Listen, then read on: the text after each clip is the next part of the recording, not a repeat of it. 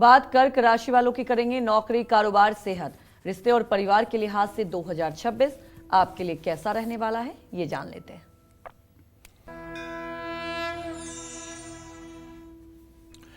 साल 2026 कर्क राशि के जातकों की सेहत के लिए मध्यम है। ऐसा मैं इसलिए कह रहा हूं कि एक तो आपका राशि स्वामी होता है चंद्रमा, और ये 12 महीने में 12 बार हर राशियों में फुदकता है। तो जब अच्छा होता है तो आप अच्छे हो जाते हैं, जब खराब होता है तो आप खराब हो जाते हैं। जब जब ये वृश्चिक राशि में जाता है तब तब आप मानसिक रूप से थोड़ा सा अपने को डल महसूस करते हैं। तो सेहत की दृष्टि से देखा जाए तो मध्यम है। जून तक पेट, कमर या घुटनों में तकलीफ हो सकती है। जुलाई से अक्टूबर तक 2026 में सेहत में सुधार की संभावना है, लेकिन शनि देव के कारण थकान तो रहेगी।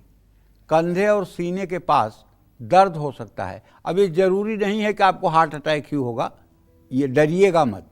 दर्द अगर हो सकता है तो फ्रोजन शोल्डर की भी बीमारी हो सकती है। इसके लिए योग और व्यायाम ज़्यादा कारगर होगा। 5 दिसंबर के बाद राहु केतु का प्रभाव थोड़ा सा आपके ऊपर बढ़ेगा। इससे थोड़ा सा सावधान क्या रहना होगा, साफ सफाई से रहिएगा, भगवती दुर्गा की आराधना करते रहिएगा। मंगल भी बीच बीच में कमज़ोर हैं, इसलिए वाहन गुस्से में आकर के न चलाएं, गाड़ी सावधानी से चलाएं। साल 2026 विद्यार्थियों के लिए भी औसत से ठीक रहेगा।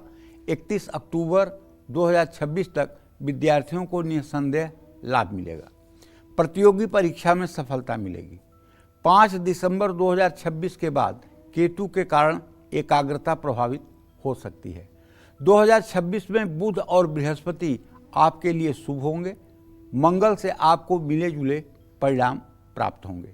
साल 2026 में कर्क राशि वाले कारोबारियों को मुश्किलें तो आएंगी, लेकिन शनि के कारण रुकावटों के बाद सफलता जरूर मिलेगी।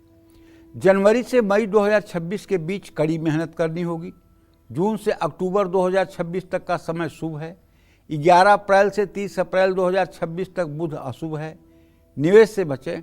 कुल मिलाकर 2026 में बड़ा कारोबारी निवेश टालें और धीरे धीरे आगे बढ़ें। साल 2026 तक कर्क राशि के नौकरी पेशा जातकों के लिए शुभ है। विदेश से काम करने वालों को लाभ मिलेगा। 31 अक्टूबर 2026 तक पद और सम्मान बढ़ेगा।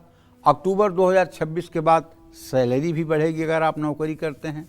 दिसंबर 2026 में राहु केतु के कारण कार्यक्षेत्र में मतभेद की संभावना है। साल 2026 में कर्क राशि वालों की आर्थिक स्थिति औसत रहेगी। जून 2026 तक रुका हुआ धन मिलेगा, अचानक धन लाभ होगा, लेकिन जुलाई से अक्टूबर तक खर्च बढ़ सकता है। अक्टूबर 2026 के बाद आपकी बचत होगी और आय के नए स्रोत बन पाएंगे। कर्क राशि के अविवाहितों के लिए साल 2026 शुभ है। जून तक सगाई या शादी होने का योग है। जुलाई से अक्टूबर 2026 तक रिश्ता आगे बढ़ने में कुछ रुकावटें आ सकती हैं। अक्टूबर के बाद समय बिल्कुल शुभ होगा, लेकिन दिसंबर में वैवाहिक जीवन में गलतफहमियां आ सकती हैं। साल 2026 में कर्क राशि वालों का जीवन औसत रहेगा। जून तक घर में मांगलिक कार्य हो सकते हैं। शनि की दृष्टि रिश्तों में थोड़ा रूखापन ला सकती है। जून से अक्टूबर 2026 तक आपकी जिम्मेदारियां बढ़ेंगी। कुल मिलाकर कुछ उतार चढ़ाव के साथ 2026 में आपका पारिवारिक जीवन ठीक रहेगा। साल 2026 तक कर्क राशि वालों के संपत्ति और वाहन सुख के लिए मध्यम है। 16 जनवरी से 23 फरवरी 2026 तक संपत्ति क्रय विक्रय के लिए समय शुभ है। 2 अप्रैल से 11 मई 2026 तक वाहन खराब होने या दुर्घटना का योग है। 14 मई से 8 जून 2026 गाड़ी खरीदने का शुभ समय है। 2 अगस्त से 18 सितंबर 2026 तक संपत्ति के कार्यों में सफलता मिलेगी।